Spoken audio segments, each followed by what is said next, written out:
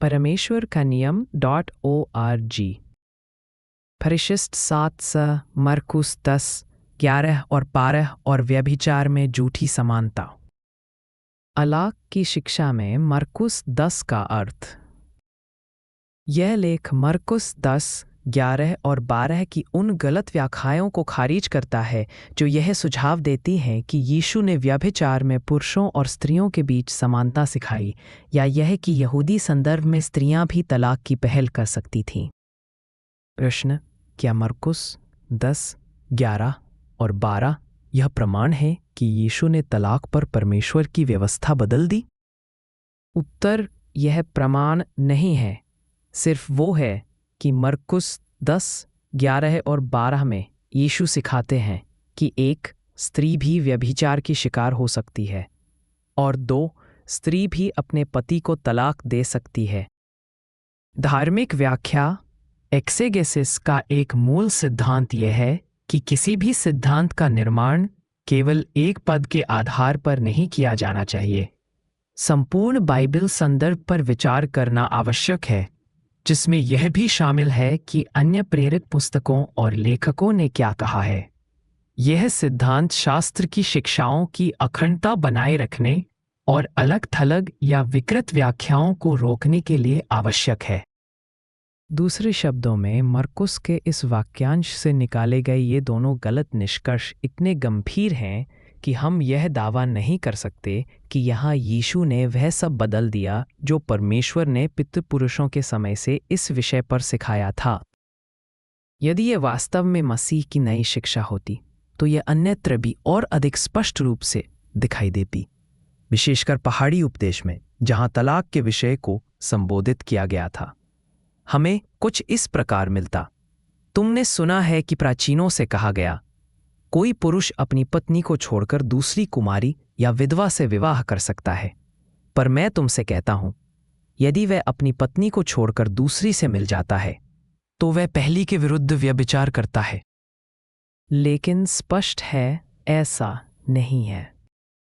मरकुस 10:11 और 12 की व्याख्या। मरकुस 10 बहुत ही संदर्भित है। यह खंड ऐसे समय में लिखा गया था जब तलाक बहुत कम नियमों के साथ होता था और दोनों लिंग इसकी पहल कर सकते थे। यह मूसा या शमूएल के दिनों की वास्तविकता से बहुत अलग था। बस यह विचार कीजिए कि यूहन्ना बपतिस्मा देने वाले को क्यों कैद किया गया था। यह हेरोदेस का पलिस्तीन था, पितृपुरुषों का नहीं।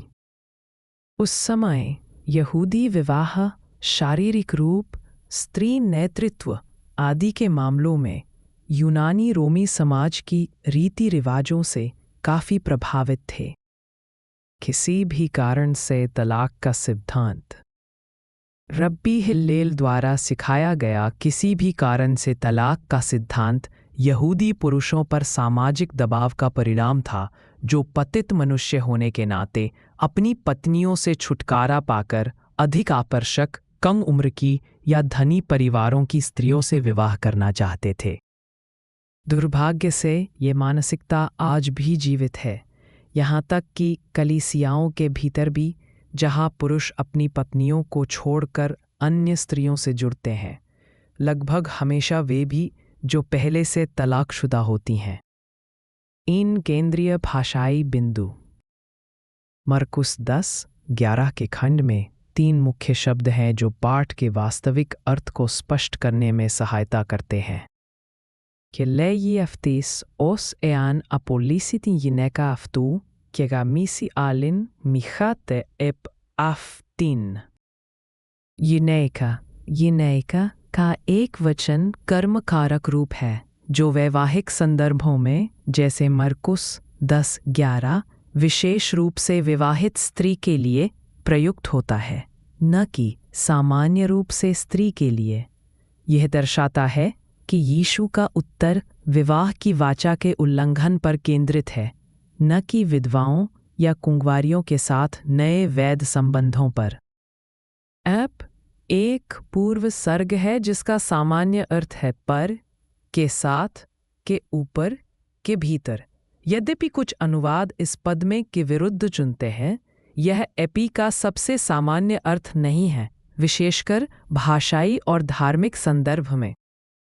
दुनिया में सबसे अधिक प्रयुक्त Bible new international version NIV में उदाहरण के लिए एपी के 832 प्रयोगों में से केवल 35 बार इसका अनुवाद अगेंस्ट के रूप में किया गया है। बाकी में पर, के ऊपर, के भीतर, के साथ का भाव है। आफ्तीन, आफ्तोस सर्वनाम का स्त्रीलिंग एक वचन कर्मकारक रूप है। बाइबिल यूनानी कोरिने व्याकरण में मरकुस 10:11 के अनुसार आफ्तीन उसे यह निर्दिष्ट नहीं करता कि यीशु किस स्त्री का उल्लेख कर रहे हैं। व्याकरणिक अस्पष्टता इसलिए उत्पन्न होती है क्योंकि दो संभावित पूर्वगामी हैं।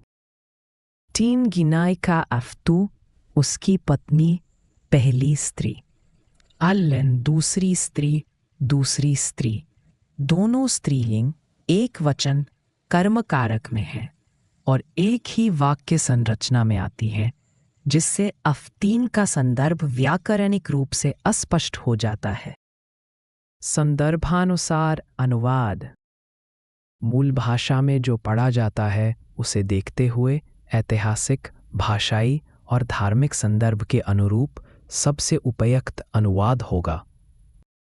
जो कोई अपनी पत्नी यनेका को छोड़कर दूसरी अर्थात दूसरी यनेका जो पहले से किसी की पत्नी है से विवाह करता है, वह उसके साथ व्यभिचार करता है।